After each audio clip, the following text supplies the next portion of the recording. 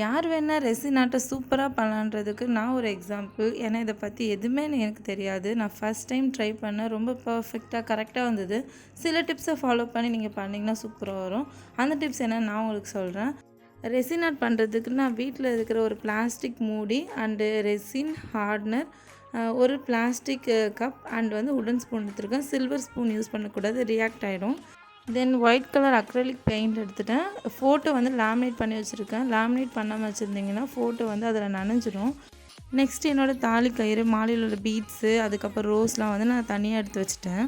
Resin art பண்ணுறதுக்கு இந்த mix பண்ணுறது ரொம்பவே இம்பார்ட்டன்ட். ஏன்னா இதில் ஏதாவது மிஸ்டேக் பண்ணிட்டீங்கன்னா கண்டிப்பாக பர்ஃபெக்டாக வராது. ஸோ ரெசின் வந்து 2 டேபிள் ஸ்பூன் ஊற்றுனீங்கன்னா 1 டேபிள் ஸ்பூன் ஹார்ட்னர் ஊற்றணும். 2:1 ரேஷியோ. நெக்ஸ்ட்டு இது வந்து நம்ம எடுத்ததுக்கப்புறமா நல்லா மிக்ஸ் பண்ணணும். ஒரு 1 மினிட் வரைக்கும் நல்லா மிக்ஸ் பண்ணிக்கிட்டே இருங்க. மிக்ஸ் பண்ணதுக்கு அப்புறமா உங்களுக்கு ஏதாவது கலர் வேணும்னா நீங்கள் ஆட் பண்ணிக்கலாம். நான் வந்து ஒயிட் கலர் அக்ரலிக் பெயிண்ட் வந்து யூஸ் பண்ணுறேன். ஃபஸ்ட் வந்து நான் 2:1 ரேஷியோ மட்டும்தான் எடுக்கிறேன். ஏன்னா எனக்கு அதுதான் ஃபஸ்ட்டு பேஸுக்கு தேவை. ஸோ நான் வந்து 2 டேபிள் ஸ்பூன் ரெசின் எடுத்துகிட்டு 1 ஸ்பூன் ஆர்டர் எடுத்துகிட்டு அதில் ஒயிட் கலர் அக்ரலிக் பெயிண்ட் வச்சு நல்லா மிக்ஸ் பண்ணிவிட்டு அதுக்கப்புறமா இந்த பிளாஸ்டிக் மூடியில் நான் ஊற்றிடுறேன். இது ஊற்றுறதுக்கு முன்னாடி நல்லா அந்த மூடியை தொடச்சி எடுத்துக்கோங்க. அதில் ஏதாவது டஸ்ட் இருந்தால் நல்லா இருக்காதுல்ல. அதுக்கப்புறம் என்ன பண்ணேன்னா இந்த கலர் எனக்கு பிடிக்கல. ஸோ வேறு ஏதாவது கலர் சேர்க்கலான்னு பார்த்தா எதுவுமே இல்லை. அப்புறம் டைம் இல்லைன்னு சொல்லிவிட்டு நான் என்ன பண்ணேன், குங்குமம் இருந்துச்சு. ஸோ அதை எடுத்து ஊற்றிட்டு நல்லா மிக்ஸ் பண்ணிட்டேன். நான் வந்து அது உடனே பண்ணிட்டேன். ஸோ டைம் விட்டுட்டு நான் லேட்டாக பண்ணியிருந்தேன்னா கண்டிப்பாக அது பிரேக் ஆகிருக்கும். ஸோ நான் உடனே மிக்ஸ் பண்ணதுனால அது தப்பிச்சுது. நெக்ஸ்ட்டு வந்து இந்த மாதிரி நான் என்னென்ன வேணுமோ அதெல்லாம் வந்து நான் செப்பரேட்டாக எடுத்து வச்சுக்கிட்டேன். அதை வந்து நான் ரெஸ்ட் பண்ணிவிட்டேன். ஒரு 1 ஹவர் வந்து நம்ம டச் பண்ணவே கூடாது. ஸோ ஒரு மூடி வச்சுட்டு நான் அதுக்கப்புறமா இதெல்லாம் பண்ணிகிட்டு இருந்தேன். என்னோடய ஹஸ்பண்ட் நேமும் என் நேமும் வந்து இன்விடேஷனில் இருந்ததை நான் கட் பண்ணி அது மேலே செல்லோ டேப் போட்டு ஒட்டிட்டேன். 2 பக்கமும் செல்லோ டேப் போட்டு ஒட்டிட்டேன். நெக்ஸ்ட்டு இந்த மாதிரி ஒரு ஃபோட்டோவும் எடுத்து கட் பண்ணிவிட்டு இது இன்விடேஷனில் தான் இருந்தது. ஸோ அதையும் வந்து நான் செல்லோ டேப் போட்டு ஒட்டிட்டேன். ஒரு 1 ஹவருக்கு அப்புறமா வந்து இதெல்லாம் நான் அரேஞ்ச் பண்ணேன். நம்ம என்னென்ன வேணுமோ அதெல்லாம் அரேஞ்ச் பண்ணேன். ஃபஸ்ட்டு வந்து என்னோடய ஃபோட்டோ வச்சுட்டேன். வச்சதுக்கப்புறமா வந்து தாலி கயிறு இந்த மாதிரி நாட் மாதிரி ரெடி பண்ணி அதையும் வந்து வச்சாச்சு. இதை வச்சதுக்கப்புறமா வந்து அந்த நேம் இருக்கும்ல, நேம் வச்சுட்டு பீட்ஸ் வச்சுட்டு ரோஸ்லாம் வச்சாச்சு. நம்ம என்னென்ன வேணுமோ லைட்ஸ் கூட வச்சுக்கலாம். நமக்கு வேணும் அப்படின்னா வந்து வச்சுக்கலாம்.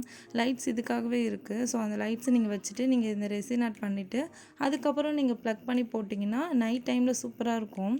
எனக்கு அதுக்கெலாம் வந்து டைம் இல்லை, இருந்ததை வச்சு தான் நான் பண்ணேன். நெக்ஸ்ட் வந்து இது பண்ணி முடிச்சுட்டு அப்படியே விட்டுட்டு நான் வந்து அதுக்கு மேலே வந்து ஃபினிஷிங்க்காக ரெசின் ஆர்ட்க்கு வந்து ரெடி பண்ணேன்.